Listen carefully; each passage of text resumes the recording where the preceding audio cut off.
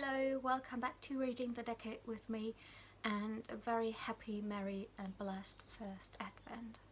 In November I read 12 books, but at the end of the month the lockdown low hit me. I tumbled into a reading slump. I was unable to process text, so I couldn't finish the books that I'd started at the end of the month and hopefully finish them in December. Let's start with the ebooks. Rachel Donahue's The Temple House Vanishing is about the friendship of two girls and their teacher set in a remote boarding school. One of the girls vanishes under mysterious circumstances, and years later a reporter tries to find out the truth, tries to uncover the mystery. It was definitely a cozy, thrilling, interesting read, and I can recommend it to everybody who is into the dark academia theme. Then I read a German book translated into the English. The Masters Apprentice by Oliver Putsch is about the Faust legend that already inspired so many authors before him. It's the story of Johann Faust getting in league with the devil. The book tells Johann Faust's story from boyhood until adulthood and follows him on his journey through Europe and especially the German Empire, while he is a scholar, a juggler and a magician. Putsch stayed very close to actual history and the facts we have about the figure of Johann Faust.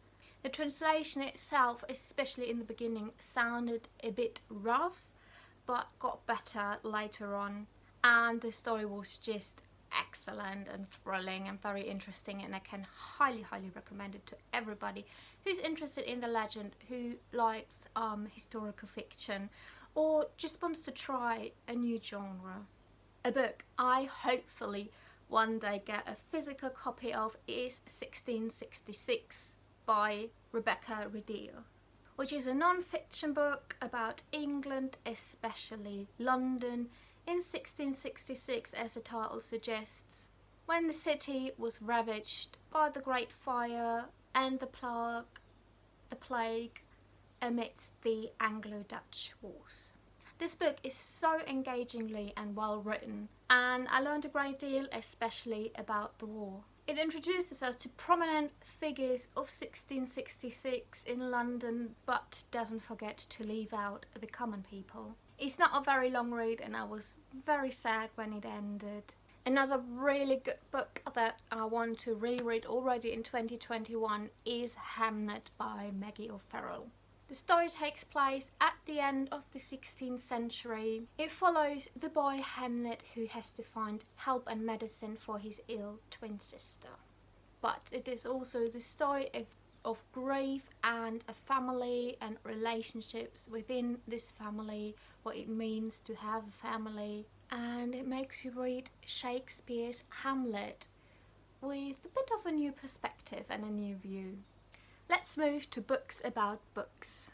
The first one being The Madman's Library by Edward Brooke Hitching. In this book he shows us the most interesting, curious, stunning, inventive and sometimes also very creepy books known to mankind and collectors. As the son of an antiquarian and connoisseur himself, he offers us a lot of knowledge about those books. And this is a book every collector or book lover needs. It is beautifully illustrated with lots of photos and examples from the books he's talking about, and it's just a lovely book to dip in and out and enjoy and be surprised by. Very good as well was The Secret Life of Books by Tom Mole.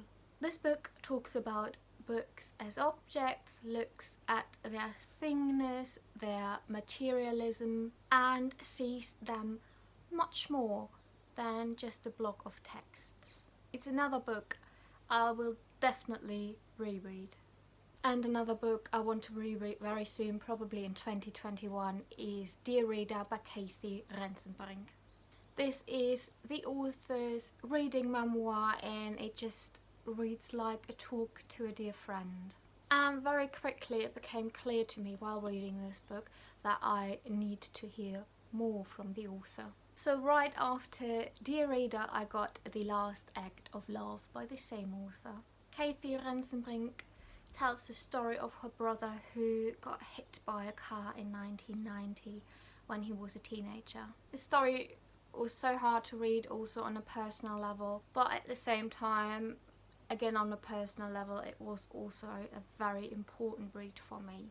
And also Kathy Rensenbrink just has the marvelous talent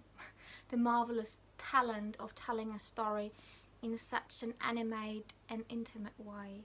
If you're grieving or lost somebody in your life, this book is a friend that helps you through the hard time.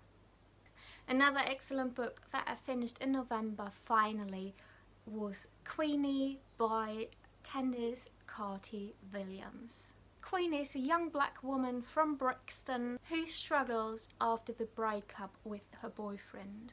This book is absolutely heartbreaking but also so true. It is absolutely amazing.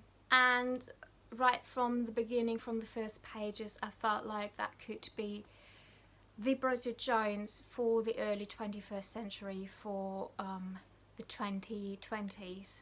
Everybody has read it. Yeah, I was one of the last people, but if you still haven't read Queenie, just go and pick up a copy immediately and read it over Christmas time, because lots of the story takes part over the cold season. November 2020 marked the start of my personal Jane Austen reread project.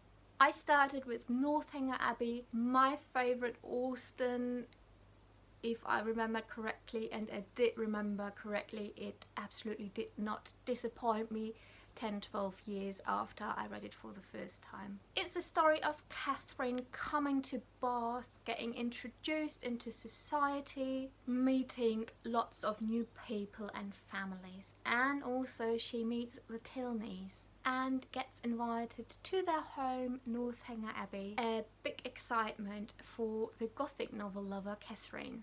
I will do a dedicated video to my Jane Austen reread, so I'm talking not too much about it now, but it is a very lovely story. It's very short if you want to dip into Jane Austen, if you love books, because our protagonist definitely is a fan of reading, and you can tell the wit of Jane Austen so well by reading Northanger Abbey.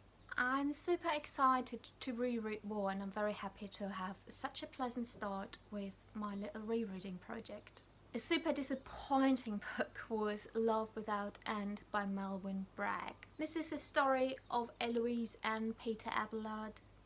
I hope I pronounced that name right, he's French.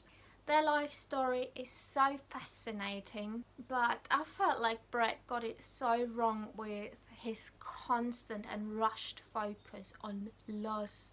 And instead of having a good literary historical fiction, this book read more like a historical romance, which is not wrong, but was not what I expected from it, what I expected from the blurb on the back of the book, and I didn't expect it from Melvyn Bragg to write like this.